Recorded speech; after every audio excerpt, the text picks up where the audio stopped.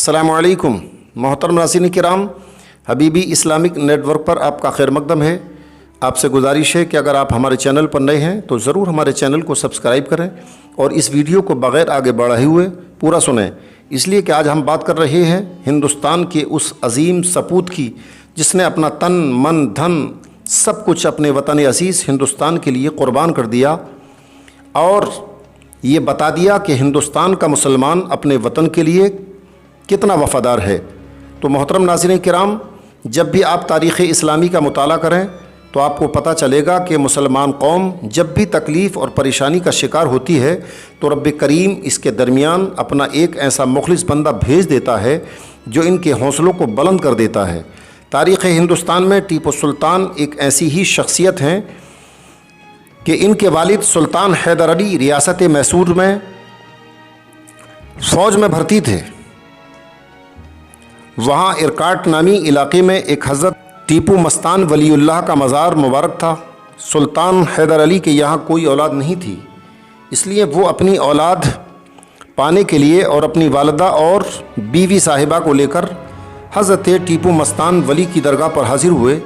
فاتحہ خوانی کے بعد بیٹی کے لیے دعا کی۔ اللہ رب العزت نے ان کی دعا قبول فرمائی اور 20 نومبر سن 1750 بروز جمعہ انہیں ایک خوبصورت بیٹا عطا فرمایا۔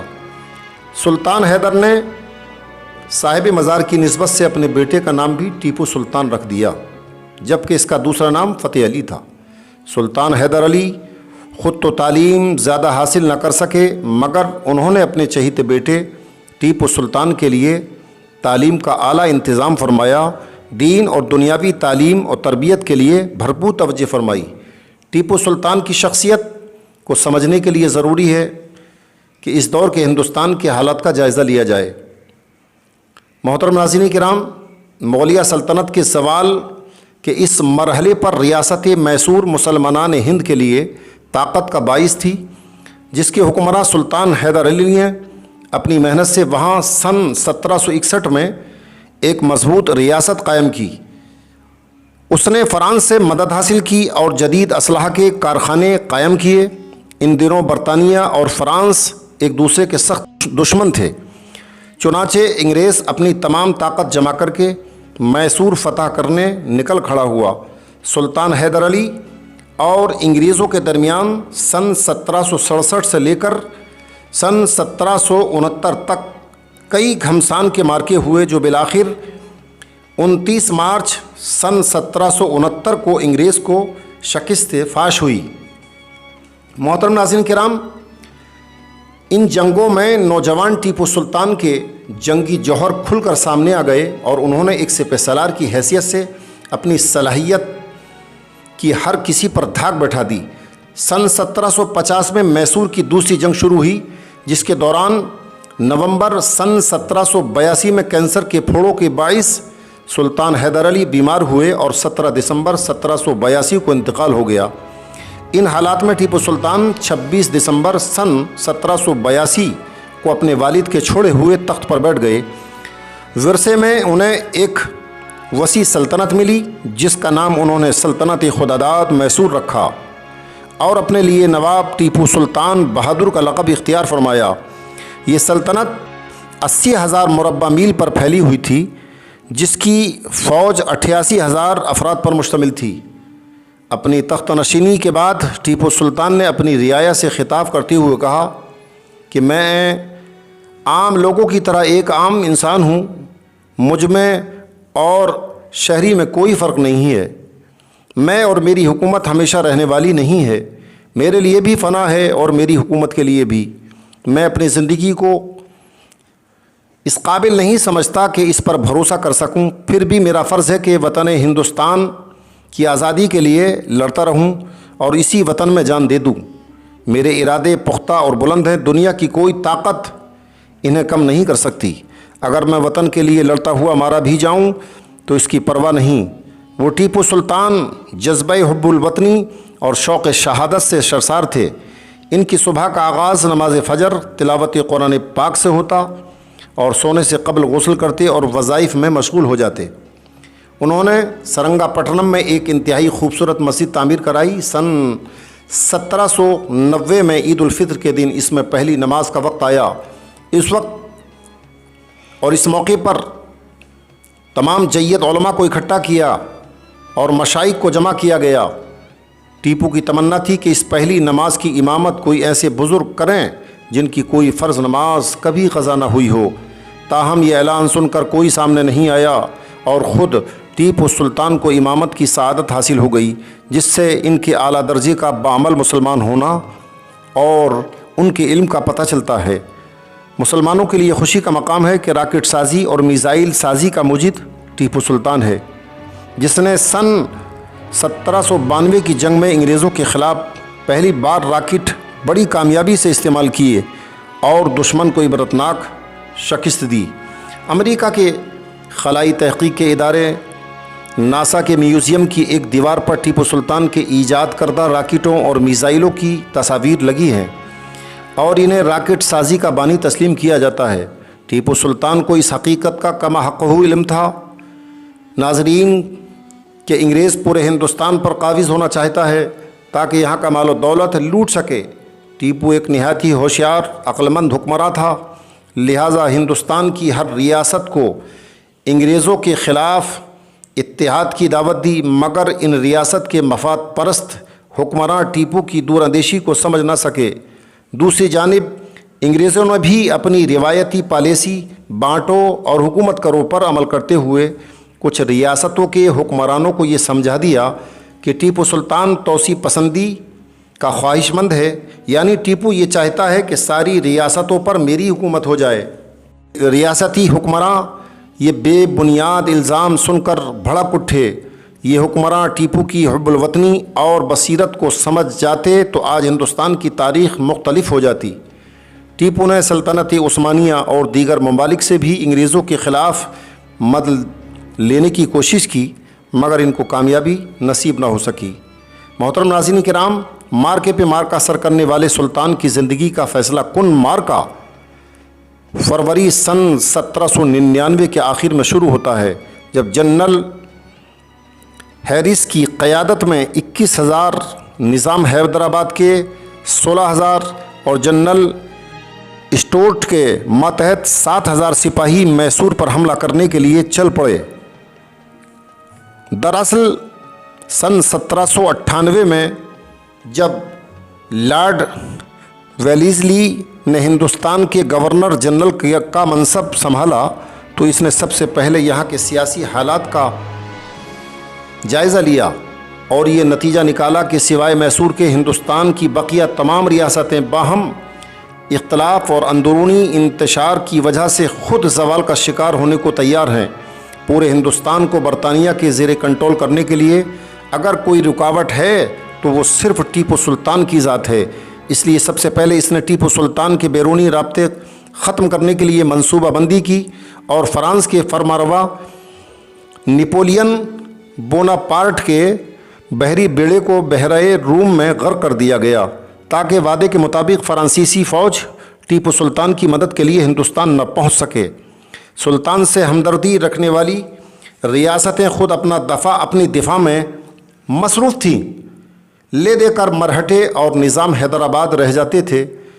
چنانچہ تاریخ بتاتی ہے کہ لارڈ ویلیزلی نے ان پر کام کرنا شروع کر دیا۔ 22 اکتوبر سن 1798 کو انگریزوں اور نظام حیدرآباد کے درمیان ایک معاہدہ طے ہوا، جس کی بدولت نظام حیدرآباد کی طرف سے ٹیپو سلطان کے خلاف انگریزوں کی مدد کو یقینی بنایا گیا۔ اس دوران انگریزوں نے ٹیپو کی حکومت کے کچھ ملت فروش وزیروں سے بھی ساز باز کر لی اور ان سے یہ عہد لیا گیا کہ وہ انگریز فوج کے حملے کے وقت ٹیپو سے غداری اور انگریز سے وفاداری کا مکرو کھیل کھیلیں گے۔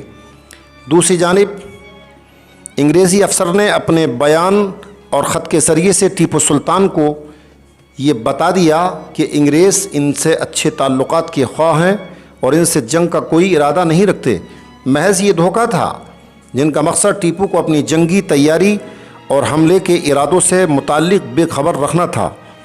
جب حملے کی تیاری مکمل ہو چکی تو انگریزی افسر نے ٹیپو سلطان کو مصالحت اور جنگ سے بچنے کے لیے توہین آمیز شرائط پر مبنی ایک خط لکھا۔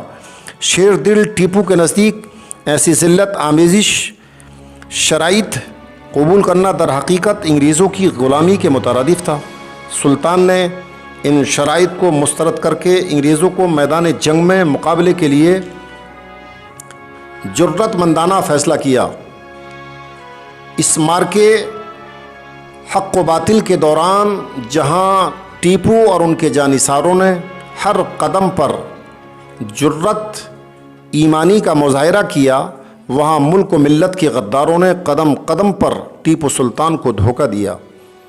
ناظرین، اور بغیر کسی مزاحمت کے انگریزوں کے لیے سرنگا پٹنم پہنچنے کی راہ ہموار کی۔ ان غداروں میں میر صادق، میر معین الدین، میر قمر الدین، میر قاسم علی اور میر غلام علی دیوان پورنیہ شامل تھے۔ ان غداروں کی مدد کی وجہ سے انگریز اور ان کی اتحادی افواج نے سرنگا پٹنم کا محاصرہ کر لیا۔ تب ٹیپو سلطان کو بھی یقین ہو گیا کہ اس کے وزیر اور افسران بڑی تعداد میں دشمن سے مل چکے ہیں۔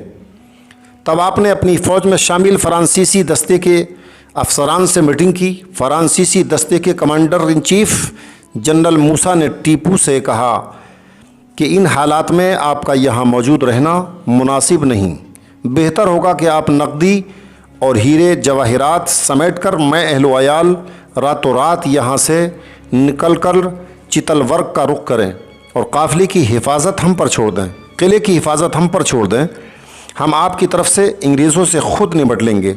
تاہم اگر ہم پر اعتماد نہ ہو تو ہمیں انگریزوں کے حوالے کر دیں، کیونکہ ہمارے آپ کے ساتھ فوجی تعاون کی وجہ سے ہی انگریز آپ کے دشمن ہیں۔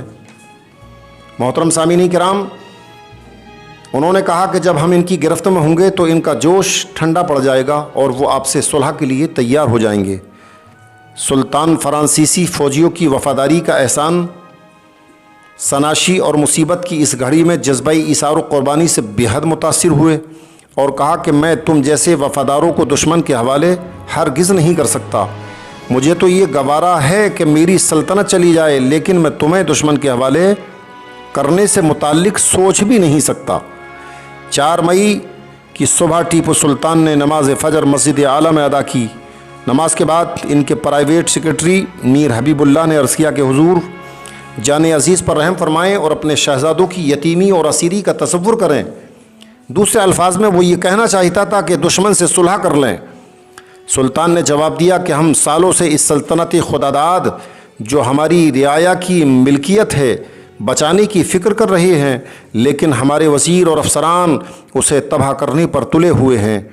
انسان کو صرف ایک بار موت آتی ہے، اس سے ڈرنا لا حاصل ہے۔ میں اپنی ذات کو، اپنی اولاد کو دین محمدی صلی اللہ علیہ وسلم پر نثار کرنے کا فیصلہ کر چکا ہوں۔ یہ سن کر میر حبیب اللہ خاموش ہو گیا۔ دوسری طرف غداران ملک و ملت کے تعاون سے انگریز اپنے ناپاک منصوبے کو عملی جامہ پہنانے کے لیے تیار ہو چکے تھے۔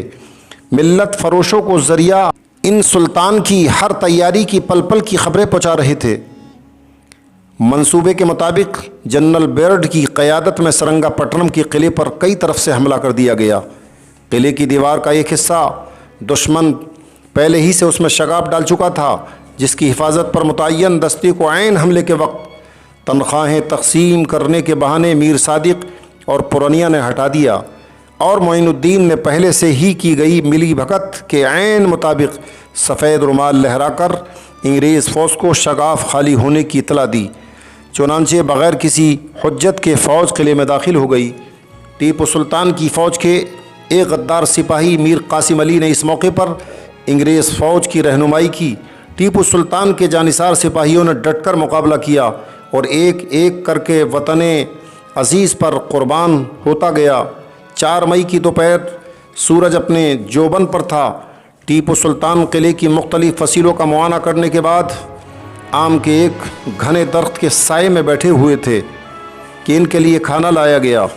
ٹیپو سلطان نے بسم اللہ پڑھ کر پہلا لقمہ اٹھایا ہی تھا کہ ایک سپاہی نے آ کر اطلاع دی، حضور انگریز فوج قلعے کے اندر داخل ہو گئی ہے۔ سلطان فوراً کھڑے ہو گئے اور اپنا گھوڑا منگایا اور تلوار اور بندوق ہاتھ میں لی اور دشمن کی طرف چل نکلے۔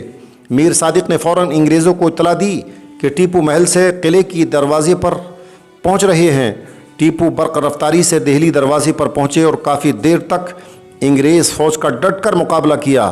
آخر کار قلعے کے دروازے بند ہونے کے باعث ٹیپو سلطان ہر طرف سے گھر چکے تھے، ہر طرف سے ان پر گولیوں کی بوچھار ہو رہی تھی، لیکن وہ مرد مجاہد، وہ ہندوستان کا سپوت دشمنوں کے سامنے ڈٹا رہا۔